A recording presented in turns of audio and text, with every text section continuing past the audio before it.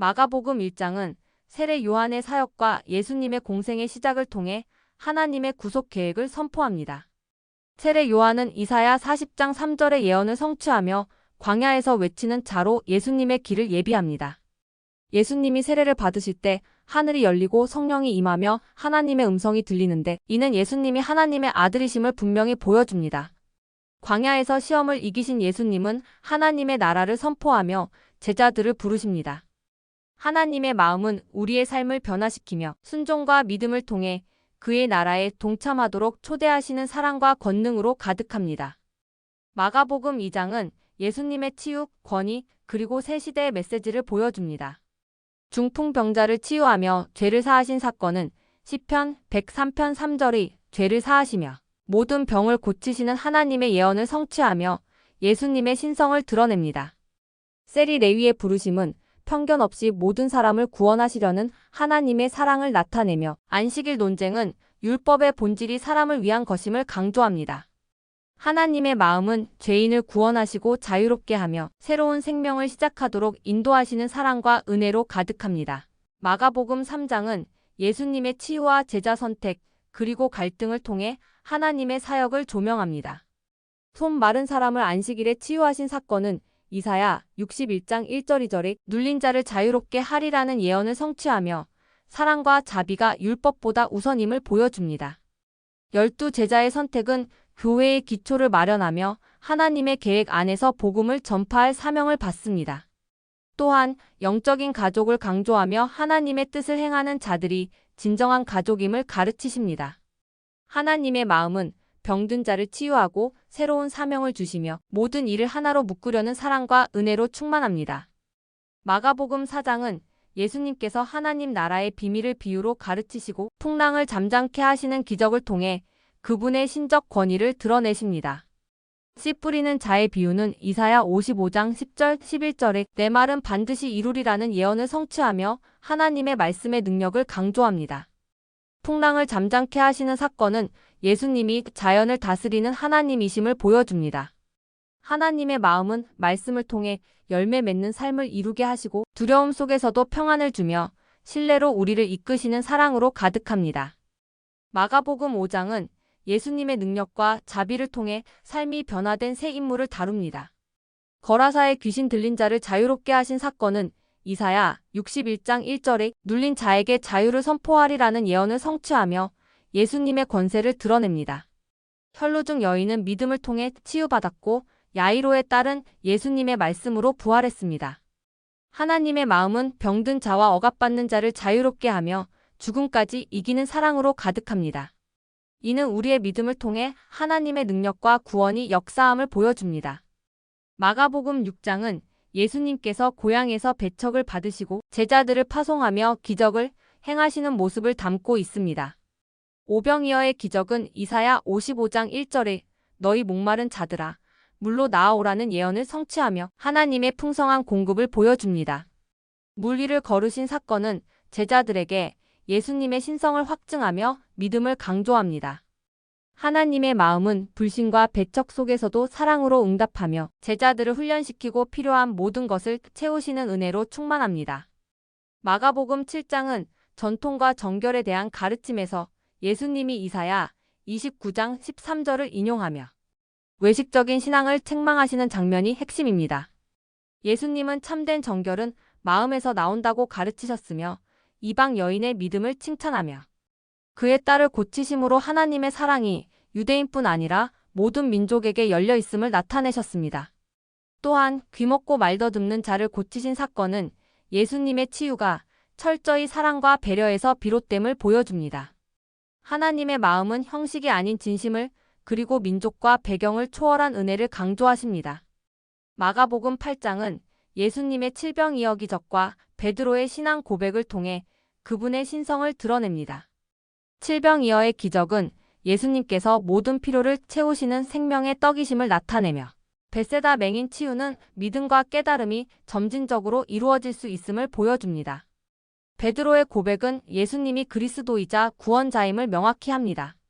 예수님은 제자들에게 자기를 부인하고 십자가를 지고 따르라고 하셨으며 이는 희생과 헌신 속에서 참된 생명을 얻게 하는 하나님의 마음을 드러냅니다. 마가복음 9장은 예수님의 변모 사건을 통해 그분의 신성과 사명을 드러냅니다. 모세와 엘리야와의 대화는 예수님이 율법과 선지자의 완성임을 상징합니다. 산 아래에서는 귀신 들린 아이를 고치며 믿음의 중요성을 강조하십니다. 예수님은 믿는 자에게는 능치 못할 일이 없다고 가르치며 믿음이 기적의 원동력임을 보여주십니다.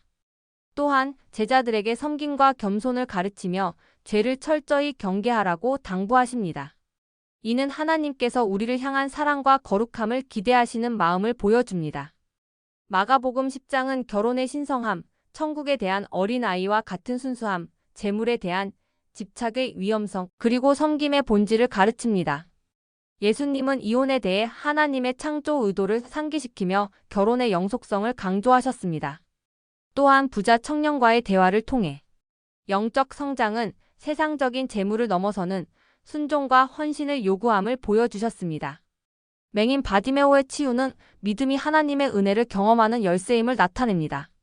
하나님은 우리가 어린아이 같은 순수함과 겸손으로 그분께 나아오기를 원하십니다. 마가복음 11장은 예수님의 예루살렘 입성과 성전 정화, 그리고 무화과 나무의 사건을 통해 믿음과 경건의 본질을 가르칩니다. 예수님은 나귀를 타고 예루살렘에 입성하시며 스가랴 9장 9절의 예언을 성취하셨습니다. 성전 정화 사건에서는 예수님께서 성전의 거룩함을 회복하며 외적인 종교 행위에 갇힌 사람들을 책망하십니다. 무화과 나무의 저주는 열매 맺지 않는 신앙을 경고하며 제자들에게 믿음과 용서를 통한 기도의 능력을 강조하셨습니다. 하나님은 우리의 마음이 진실하고 열매 맺는 신앙을 가지길 원하십니다. 마가복음 12장은 예수님의 권위와 지혜를 통해 하나님의 나라를 가르치시는 장면을 담고 있습니다. 악한 농부들의 비유는 이사야 5장 1절부터 7절의 포도원 비유를 성취하며 불신앙에 대한 경고를 줍니다. 세금 문제와 부활 질문에서는 예수님의 지혜가 빛나며 율법사의 질문에 대한 대답은 하나님 사랑과 이웃 사랑이 율법의 핵심임을 강조합니다. 또한 가난한 과부의 헌금은 진정한 믿음과 헌신을 보여줍니다. 하나님은 우리의 마음을 다해 사랑하고 진실한 헌신을 통해 그분의 뜻을 따르길 원하십니다.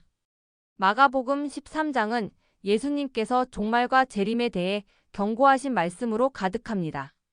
예루살렘 성전의 파괴 예언은 다니엘서 9장 26절, 27절의 성취이며 전쟁, 지진, 기근은 끝의 시작을 나타냅니다. 거짓 선지자들의 미혹은 이사야 44장 25절의 경고와 맞닿아 있으며 제자들은 이러한 시련 속에서도 성령의 도우심을 의지해야 합니다. 예수님은 아무도 그날과 그때를 알지 못한다며 항상 깨어 있으라 권면하셨습니다. 하나님은 우리에게 두려움이 아닌 믿음을, 미래의 두려움 대신 현재의 충성을 요구하시며 우리 삶 속에서 그분의 뜻을 이루기를 원하십니다. 마가복음 14장은 예수님의 희생과 제자들의 연약함을 통해 구속의 의미를 깊이 묵상하게 합니다. 가룟 유다의 배신은 시편 41편 9절의 예언을 성취하며 예수님께 향유를 부은 여인의 행동은 그분의 장례를 준비한 믿음의 행동으로 기록되었습니다. 최후의 만찬에서 성찬을 제정하시며 예수님은 자신의 죽음을 통해 새 언약을 이루실 것을 선포하십니다. 겟세마네 동산에서 예수님의 기도는 하나님의 뜻을 따르겠다는 순종의 본을 보여줍니다. 하나님은 예수님을 통해 모든 연약한 자들에게 구원의 길을 여셨습니다. 마가복음 15장은 예수님의 고난과 십자가 죽음을 통해 하나님의 구원 계획이 성취되는 모습을 보여줍니다. 이사야 53장 7절의 예언은 예수님의 고난과 침묵을 통해 이루어졌습니다. 빌라도의 재판과 군중의 압력 속에서도 예수님은 끝까지 하나님의 뜻에 순종하셨습니다. 십자가에서 온 땅이 어두워지는 순간 예수님은 엘리 엘리 라마 사박다니라 외치시며 우리의 죄를 짊어지셨습니다.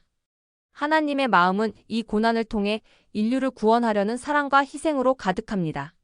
그 사랑이 우리의 생명의 근원임을 묵상하게 합니다. 마가복음 16장은 예수님의 부활과 그로 인한 제자들의 사명을 중심으로 전개됩니다. 이사야 25장 8절의 예언처럼 예수님은 죽음을 삼키시고 부활하셨습니다. 무덤에서 만난 흰옷 입은 청년은 예수님이 살아나셨음을 선포하며 제자들에게 갈릴리에서 주님을 만날 것을 전하라고 했습니다. 예수님은 부활 후 제자들에게 나타나 믿음의 부족함을 꾸짖으셨지만 모든 민족에게 복음을 전하라는 사명을 주셨습니다. 하나님의 마음은 부활의 소망을 통해 모든 인류를 구원하시려는 사랑과 열망으로 가득합니다.